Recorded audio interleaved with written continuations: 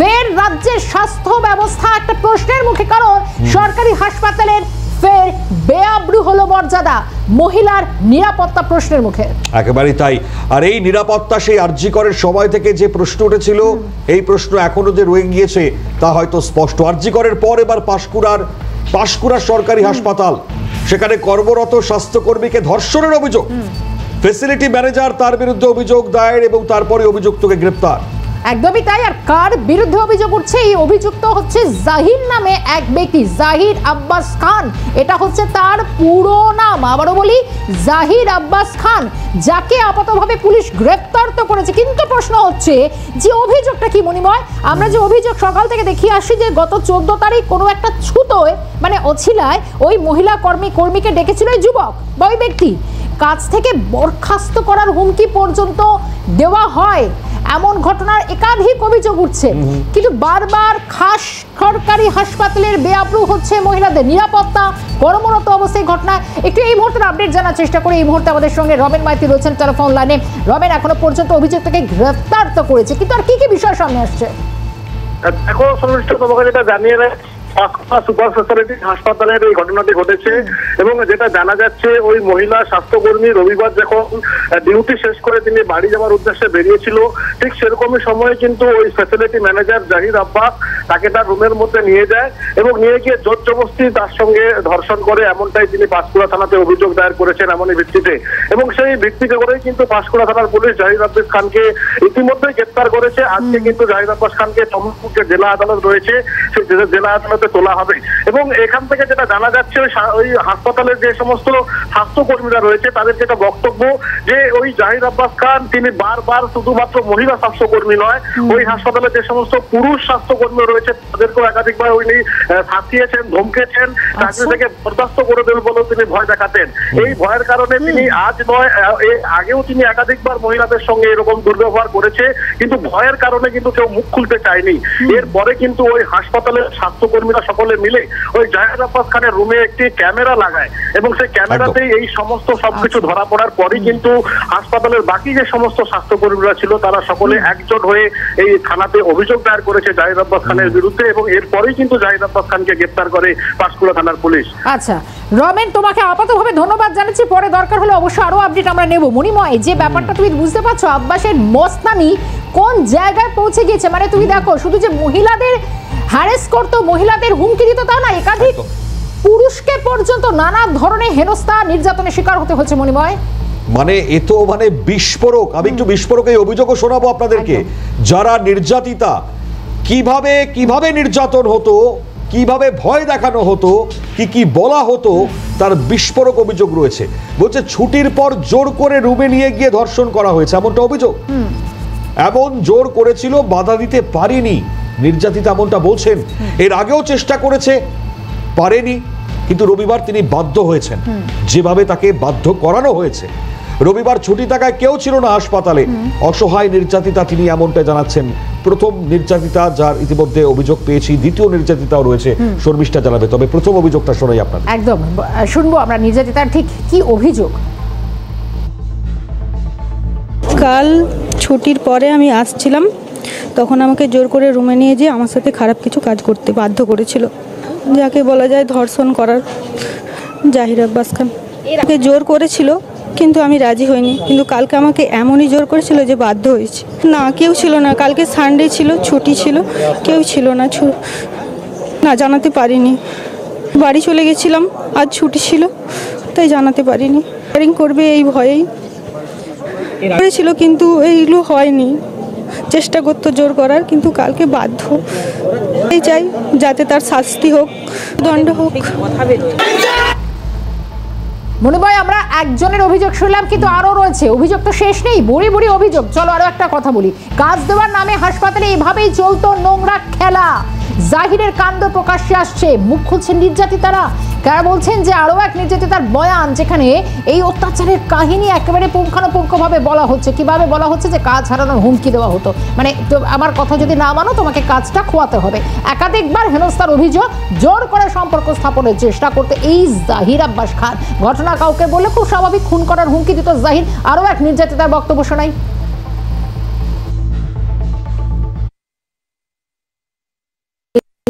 দীর্ঘদিন ধরেই সব মানে টর্চার করতাম এখানে কাজে আসার পর থেকে। যদি আমার সাথে কোনো সম্পর্ক নাই আসো তাহলে তোমাকে তোমার বাড়ির লোককে মেরে ফেলবে, কাজ থেকে বার করে দেবো। না, সেরকম কিছু না, কিন্তু আমাকে ডেকেছিল ওইখানে যে রুমে ডেকে খুবই আমার সাথে খারাপ ব্যবহার করেছিল, আমার উপর জোর করছিল, শারীরিকভাবে আমার উপর জোর করছিল। তিনি আগের কোম্পানি থাকাকালীন আমি আমার আগের কোম্পানির ফেসিলিটি ম্যানেজারকেও ব্যাপারটা জানিয়েছিলাম, কিন্তু কোনোভাবে আমাকে সাহায্য করেনি, সবাই এড়িয়ে যাচ্ছিল। সে তো সমস্ত দিক থেকেই আমার উপর মানে আমাকে যে মানে শাসাতো, মেরে দেবো, এলাকায় ঢুকতে দেবো না, থাকতে দেবো না, লাশ গুড়িয়ে নিয়ে যাবে বা রাস্তা থেকে, এইভাবে বলতো। কখন এই ঘটনাটা ঘটে? বিকেলে। হাসপাতালের মধ্যে সহকর্মী ছিল না আপনার কাছাকাছি?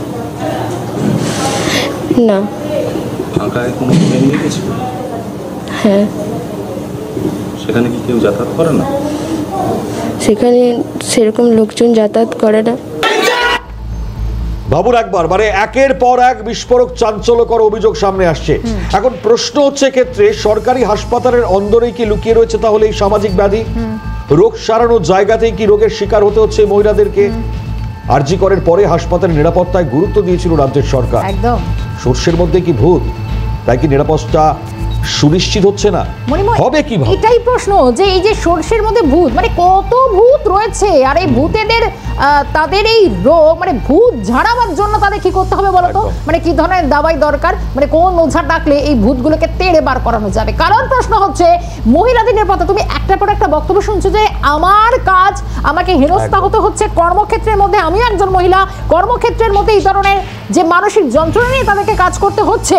সব থেকে বড় কথা, যদি বলি না বলি, এবং সবসময় দেখো একটা সুযোগের সদ্ব্যবহার। রবিবার কেউ ছিল না সেখানে, এবং সবচেয়ে বড় কথা হচ্ছে সেটা একটা সরকারি হাসপাতাল, একটা সরকারি হাসপাতালের মধ্যে এটা তো শর্মিষ্ঠা, মানে তুমি যদি তোমার ওই ক্ষমতার প্রদর্শন, এ তো যথেষ্ট ক্ষমতাশালী বলে জাহির করতে, একদম তাই, এবং তারপর এই ধরনের পরিস্থিতি অত্যন্ত চাঞ্চল্যকর।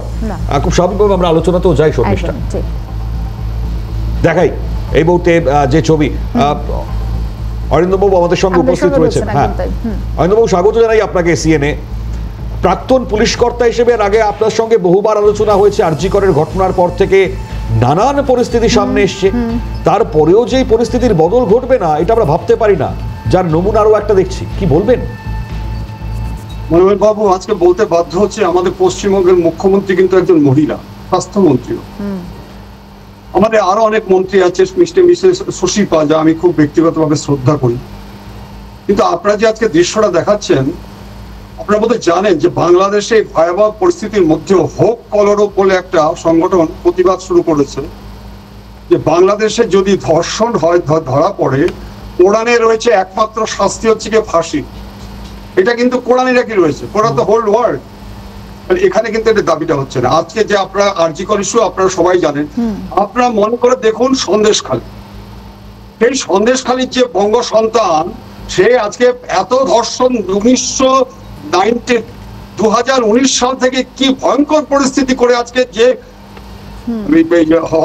জেলে রয়েছে, দেখুন রাজার হালে রয়েছে। আপনি খোঁজ দিন, রাজার হালে, প্রেসিডেন্সি জেলে রাজার হালে রয়েছে। এবার আপনাকে বলি, আসুন, যে মেয়েটি নাকি আজকে নির্ভয়ে নিজের জীবনকে আজকে তুচ্ছ করে প্রথম কমপ্লেনটা করেছে, তাকে আমরা স্যালুট জানাই, স্বাগত জানাই। কেউ জানতে পারতো না। আপনারা মনে রাখবেন, এই যে জাহির আব্বাস, সে হচ্ছে গিয়ে সুপার স্পেশালিটি হসপিটালের ফ্যাসিলিটি ম্যানেজার। আপনি দেখুন, সে তার হচ্ছে গিয়ে আজকে আত্মীয় নেই হয় শাহজাহান। আরেকটা আপনাকে খবর দিচ্ছি, খুব কত খারাপ লাগে দেখুন, 15/14/2025-এ 14 বছরের একটি মেয়ে ধর্ষণ হলো, পক্সো আইনে আজকে আদালত জামিন দিয়ে দিচ্ছে, অ্যাকুইটেড করে দিয়েছে। সুপ্রিম কোর্ট তাকে আজকে ধরে, হাইকোর্ট আজকে ধরে তাকে 3 বছর জেল করেছে। কাকে? শিক্ষক। আরেকটা আপনাকে বলছি, আপনারা এগুলো জানুন, লালগোলার টিএমসি সভাপতি কুরবান আলী এপিপি তাকে থ্রেট করছে যে পক্সো আইনে আপনি থাকতে পারবেন না, মীমাংসা আমরা করবো। এরা কারা? এরা হচ্ছে শাহজাহানের আত্মীয় স্বজন, ডালপালা। আমার প্রশ্ন হচ্ছে, আইনটা আপনারা পাঁশকুড়া দেখছেন কেন? আপনি কসবা যে ল কলেজে হয়েছে, তারা দিনের পর দিন আজকে যখন লাঞ্ছিত হচ্ছিল, কসবা থানা which is the stone distance from Kasba law college, সেখান থেকে ভয় যেতে পারে না। আজকে যে মেয়েটা বলছে ভয় আমরা যেতে পারি, এরা আজকে তৃণমূল করুক কি বিজেপি করুক আমার প্রশ্ন নয়।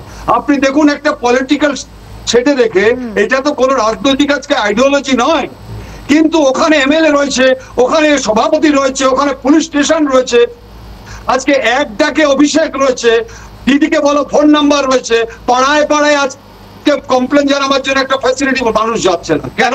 এরা সরকারি হাসপাতালে, অরিন্দমবাবু, এরা সরকারি হাসপাতালে ক্ষমতার আস্ফালন করার সাহসটা পাচ্ছে কোত্থেকে? কারা যোগাচ্ছে? এ তো ক্ষমতার আস্ফালন করে করে এরকম ভাবে হুমকি দিত। দেখুন, আমি আপনাকে বলছি একটা কথা মনোময় বাবু, আপনাকে সিরিজ এক্সাম্পল দেব। দেখবেন পুলিশ বলবে আমরা পিসি নিয়েছি, পুলিশ বলবে আমরা চার্জশিট দিয়ে দিচ্ছি। দেখুন না চার্জশিটে মর্ম, আজকে চার্জশিটে যে সমস্ত নিয়মগুলো রয়েছে, আরে ভাই তুমি মেডিকেল করোনি, তুমি মেয়েটা মেডিকেলই করলে না, পক্সো আইনে যে এই যে লেপুনাগুলো হচ্ছে, যে অফিসারদের জন্য আজকে শাস্তি পাচ্ছে না, এবং জেলে থাকলে পরে যদি শাস্তি হয় আজকে ডিভিশন বেঞ্চে চলে যাচ্ছে, ওখান থেকে আজকে হাইকোর্টে, আজকে সুপ্রিম কোর্টে চলে যাচ্ছে, টাকা আদায় করতে হবে। কিন্তু যে দিনের পর দিন যে আজকে ঘটনাগুলো ঘটছে, কত নক্কারজনক ঘটনা। আমি আমি আই লস্ট মাই কন্ট্রোল, যে আমি যদি সেই থানার অফিসার ইনচার্জ হতাম, I did exceed something, example তার করাতাম। আজকে পুলিশকে আজকে কিভাবে আজকে দেখুন, আজকে কেন আজকে মনে পড়ে একটা বিষয়, কারণ সদ্য আমাদের স্মৃতিতে টাটকা আরজিকর কাণ্ড, সেই সরকারি হাসপাতাল। আর এই সরকারি হাসপাতালে মানে আরজিকর কাণ্ডে কাদম্বিনী ঘটনা হওয়ার পর রাজ্য সরকার কিন্তু বাড়তি করে আলাদা করে রাজ্যের সরকারি হাসপাতালগুলিতে বাড়তি গুরুত্ব দিয়েছিল নিরাপত্তার খাতিরে। কোথায় তার যে ছবিটা, সেটা কি পাঁশকুড়া সুপার স্পেশালিটি হাসপাতালে এই ঘটনা কি প্রমাণ করছে?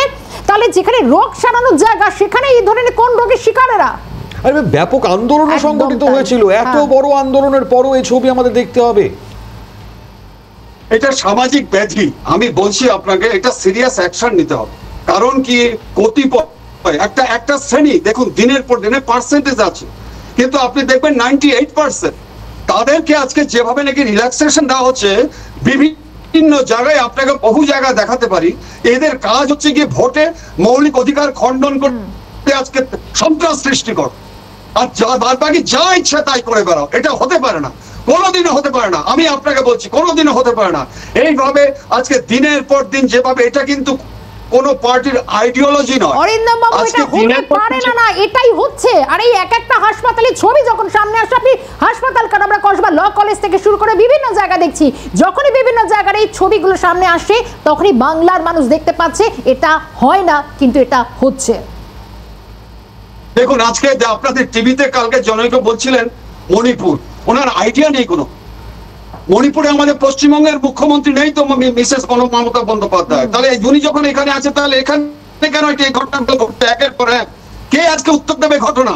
উনি কদিন আগে বললেন যে আমি কি ঝাঁটা নিয়ে মাথায় নামবো? আপনি আমাকে বলুন না, ওনার এক কথাতে আজকে হকার তুলে দেওয়া হলো। তাহলে উনি যখন আজকে নির্দেশ দিচ্ছে, পালন হচ্ছে না কেন? কারণ হচ্ছে গিয়ে সোজা কথা বলে দিচ্ছি, এই সমস্ত ক্রিমিনাল এদেরকে কিন্তু আজকে রিল্যাক্সেশন দেওয়া হচ্ছে ভোটের সময়। আপনি দেখুন আজকে কসবা আনন্দপুরে ঘটনাটা, কারা আজকে এই সমস্ত ঘটনা করছে? আমার মেইন প্রশ্ন হচ্ছে, ধর্ষণের মতো মেয়েগুলো সাহস পাচ্ছে না বলতে। দিনের পর দিন গর্ভবতী মহিলাকে এই পাশব অত্যাচারী ধর্ষক, তাকে আজকে জনগণের সামনে আজকে হ্যাং করিয়ে দেওয়া দরকার। সেই আইন যখন কোরআনে রয়েছে, তাহলে আমাদের ইন্ডিয়াতে হচ্ছে না কেন? কেন আজকে হচ্ছে না? কেন এক্সাম্পল দিচ্ছে? আজকে চার্জশিট দিয়ে আজকে বাহবা নিচ্ছে, 48 ঘন্টায় আমরা দিনে চার্জশিট দিয়ে দিচ্ছি, আজকে দেখুন হাইকোর্ট থেকে অ্যাকুইটেড হয়ে যাচ্ছে, নির্দোষ খালাস হয়ে যাচ্ছে এক সংখ্যক পুলিশ। আমি বলে দিচ্ছি, যেভাবে সিডি লিখছে, ওর থেকে আমাদের সময় এসআইরা ভালো সিডি লিখতো। কারণ একের পর এক হাইকোর্ট দেখুন, সুপ্রিম কোর্ট কিভাবে ভৎসনা করছে। আপনাকে বলে দিচ্ছি, 26/6/2025 ক্যালকাটা হাইকোর্ট 16 জন সাব ইন্সপেক্টরের ভিতরে আজকে এগেইনস্টে সিরিয়াস অ্যাকশন নিতে বলেছে। কেন? তারা তদন্ত জানে না। কেন তাদেরকে দিয়ে তদন্ত করা হচ্ছে? আজকে পক্সো আইন আপনি আদালতে গিয়ে দেখুন। আমি বলছি, আমি কয়েকদিন আগে আদালতে গিয়েছিলাম, ম্যাডাম আপনি দেখে আসুন পক্সো আদালতটা কি অবস্থা হয়ে আছে। সাহস পাবে না তারা? ভয়ঙ্কর। আজকে জানে আদালতে গেলে আগে সমস্ত বিছানা রেডি, আদালতের সমস্ত খাবার রেডি। শাহজাহান কি করছে আপনি দেখুন, অত বড় একটা ক্রিমিনাল 2019 সাল থেকে বাড়ির পর বাড়ি ডেকে নিয়ে এসে একের পর এক সেই হোটেলে কিভাবে নির্যাতিত করছিল। তারা বাংলা ভাষায় চিৎকার করেনি যে আমাকে আপনারা বাঁচান, আমি যাব না। আজকে বাংলা ভাষায় বাবু সিস্টেমের খোল বলছে বদলাতে হবে, না হলে পরে হয়তো এই সামাজিক ব্যাধি মিটবে না। কাদম্বিনী কাণ্ডের ছায়া পাঁশকুড়ায়, তবে গোটা ঘটনায় কাদম্বিনীর বাবা মা তারাও যথেষ্ট শোকাহত। যে ঘটনা তাদের মেয়ের সঙ্গে ঘটেছে, কেন রাজ্যের বিভিন্ন প্রান্তে এই ধরনের উদাহরণ উঠে আসছে, কাদম্বিনীর বাবা আক্ষেপের সুরে জানিয়েছেন, শুনবো। একটাই, প্রতিবাদ করা যাবে না। প্রতিবাদ যে করবে, বিশেষ করে মেয়েদের উপরে অত্যাচার এই তৃণমূলীরা চালাবে, প্রশাসন চালাবে, এটাই মানে রাজ্যের দস্তুর আর কি। মানে এর সিস্টেম মধ্যে ঢুকে গেছে। সিস্টেমটা এমন ভাবে এক একজন কি করে 10 বছর 12 বছর এক একটা ইউনিয়নের দখল করে রেখে দিয়ে মানে নেতৃত্ব হয়ে পুরো কলেজকে ভয়ে আতঙ্কের মধ্যে রেখে দেয়। আর এই সরকার সেই ইউনিয়নগুলো ইলেকশন আজ পর্যন্ত আজকে করব কালকে করব করে এখন অজুহাত দিচ্ছে, পরীক্ষার সেমিস্টার আছে, এই আছে সেই আছে। কোনো অজুহাত না, অজুহাত হচ্ছে করাপশন দিয়ে রাখতে হবে সব জায়গায়।